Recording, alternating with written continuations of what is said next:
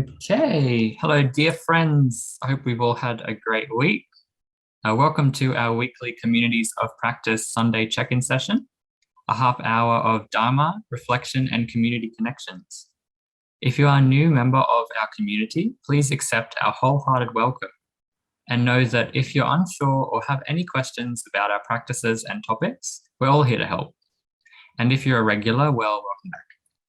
So it is customary in Australia to begin any meeting by acknowledging the traditional owners of our land. So in the spirit of reconciliation, I'd like to acknowledge the traditional custodians of the land on which we walk, study, and reside, the Wadi Wadi people of the Dharawal Nation, and pay my respects to the elders past, present, and emerging. I also pay my respects to the traditional custodians of the various lands on which you all are. So just a little bit about our check-in sessions. The check-in sessions have been developed by our Communities of Practice team and the entire community with the purpose of developing a reflective practice in response to our changing world.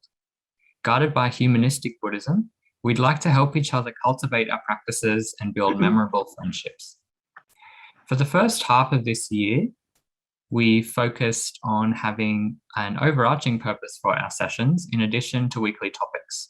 So thank you to Stephen and Warren for this suggestion. We'd also like to invite you all to consider how we can connect our discussions and reflections to our daily lives. So if you've been following along this month, you'll know that we've been focusing on friendship with stories from Venerable Joey, Priscilla Wong, Jonathan Page, and Stephen Hill. So to finish up this theme today, with a good story on good grief is Ina Denton, a BLIA lay Dharma teacher and a longtime friend of the community. So please welcome Ina. Thank you, Liam.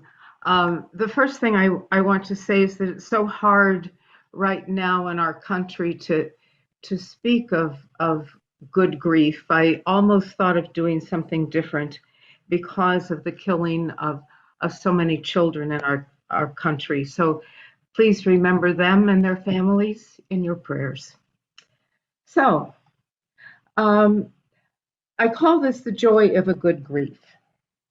And the Buddha tells us that there is suffering and that the path beyond suffering is up to us. How we think, how we act, how we develop our mind. Those three trainings that are embedded in the Noble Eightfold Path.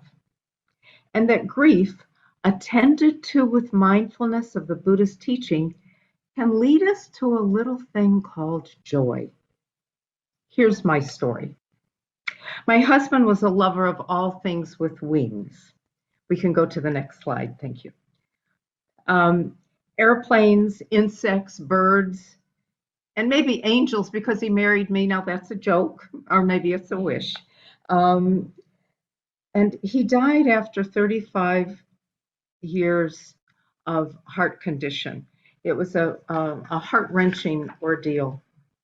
One day after his leaving, I was sitting on our front porch, listening to the birds tweeting their happy songs of spring, wondering what specific birds were serenading me. And I cried. I cried a bird bath full of tears and was filled with a deep sense of loss. You know, it's easy to agree with the teaching of the inevitability of death, but in the moment it hurts. It really hurts. So I let myself sit there weeping and wallowing. Next slide, please. Then I recalled his eye looking through binoculars, that he could effortlessly focus on the sound and flutter, naming the bird, its gender, its nesting, mating, and feeding patterns. I began to smile, laugh even, recalling how we would visit dumps and cemeteries on our vacations, because those are favorite refuges for birds, and how our freezer would sometimes house a dead avian creature waiting for a trek to the Natural History Museum down the street from our Chicago condo. And then I pondered how my life, all of our lives, are enriched by those we meet. It could be a short encounter or a long, loving marriage. and that as swiftly the encounters come, they can fly away. So then I recalled the teaching of right view. Next slide, please. The Buddha reminded his bhikshus of long ago that we need a right understanding if we are to have a good life. Next slide, please. He taught us the three Dharma seals, and simply put, things come and go, people come and go. And when we don't accept that because of our clinging, we are going to needlessly suffer, we must embrace life's cycle. Know that our relationships, our physical houses, condo or body, will age, and that is okay. Here are two verses from the Dhammapada. We will not be a San Francisco painted lady forever, and the wrinkles and sags and loss of loved ones will come. Another verse. And though our body chariot might lose a wheel or two, yet our goodness, the goodness of others, can keep on rolling. In a few words, let our pain of circumstances come and go, but retain our compassion. A caveat here, we're often told to let go. Don't be attached. This does not mean don't feel or let go too quickly. For without feelings of loss and compassion, how can we love? Next slide, please.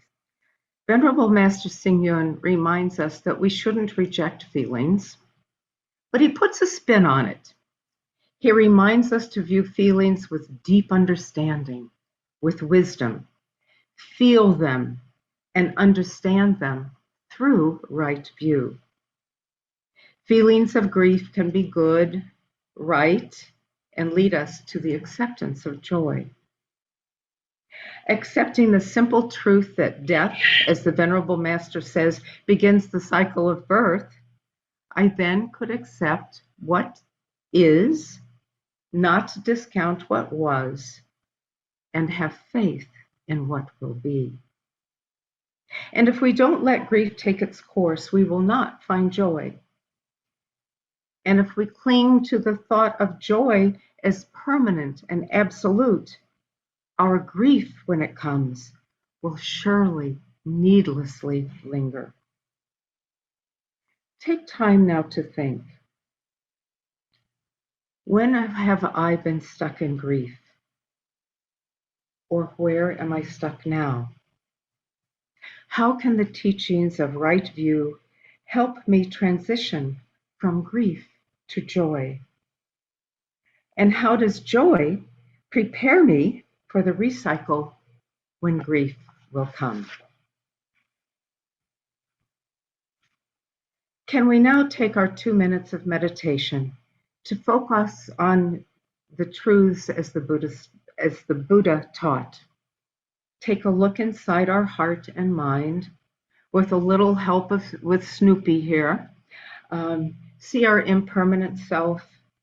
Change and loss is inevitable, and that it is just okay. Sit in a restful state, take a deep breath, and ponder.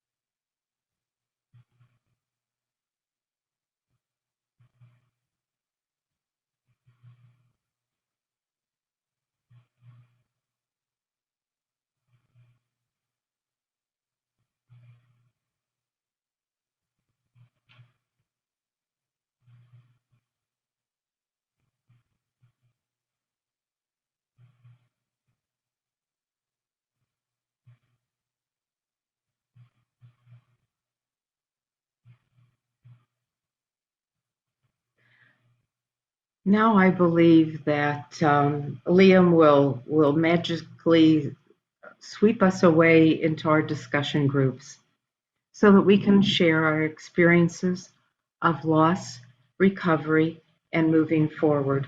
Liam, could you bring up the questions for discussion slide, please? There's a reason why I use these pictures.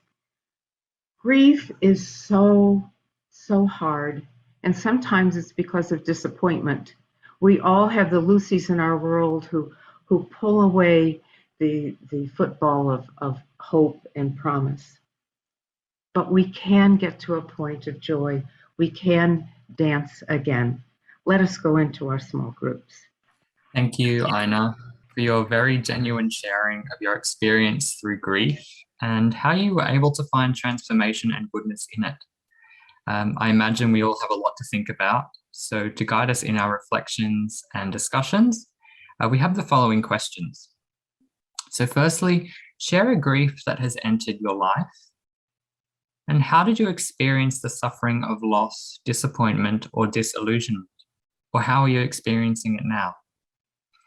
And then what Dharma truth or right view guided or can guide you to a place of acceptance, contentment, and joy?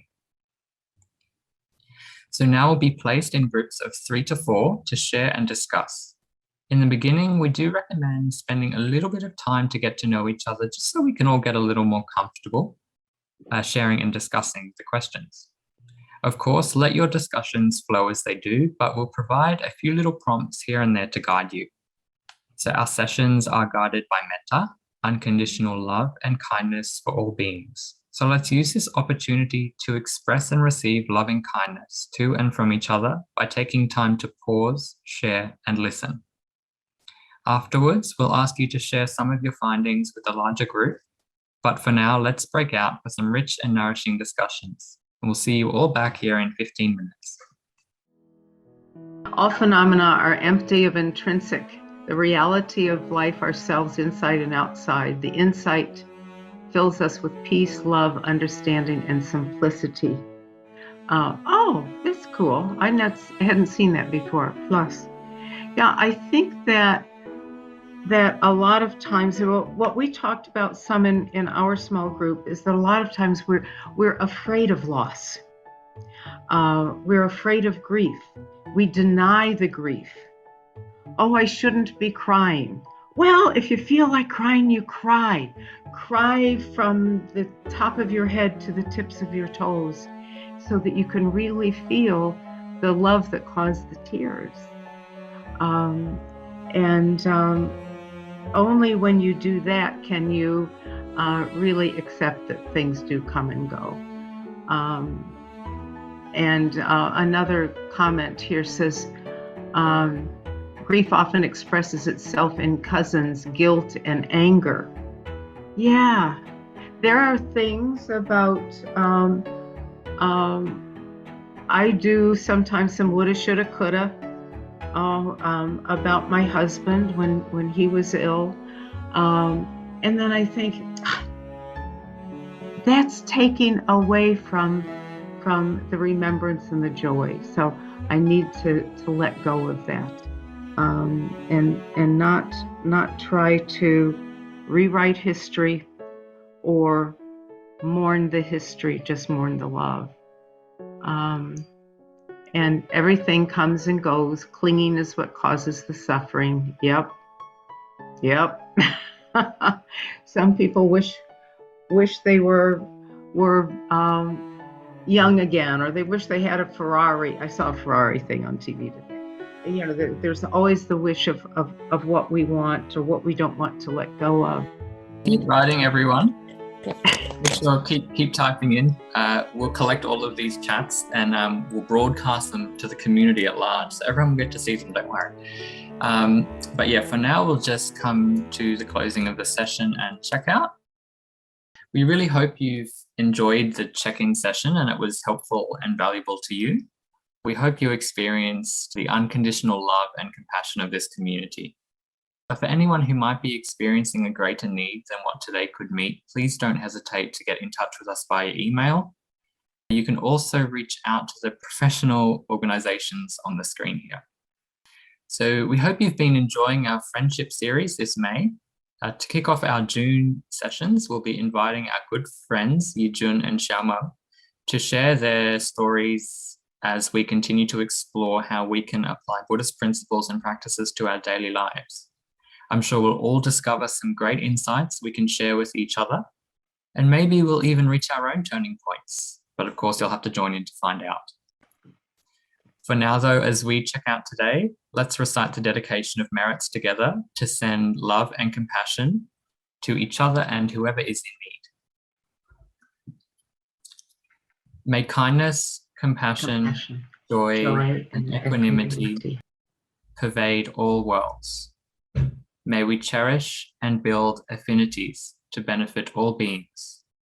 May Chan, Pure Land, and precepts inspire equality and patience. May our gratitude and humility give rise to great vows. So thank you everyone for joining us for this check-in session. We'll continue with our usual post-check-in discussion, so please stay around for the next half an hour or so if you have time. Otherwise, we'll see you all again next Sunday at 11 a.m. So thank you all. See you soon.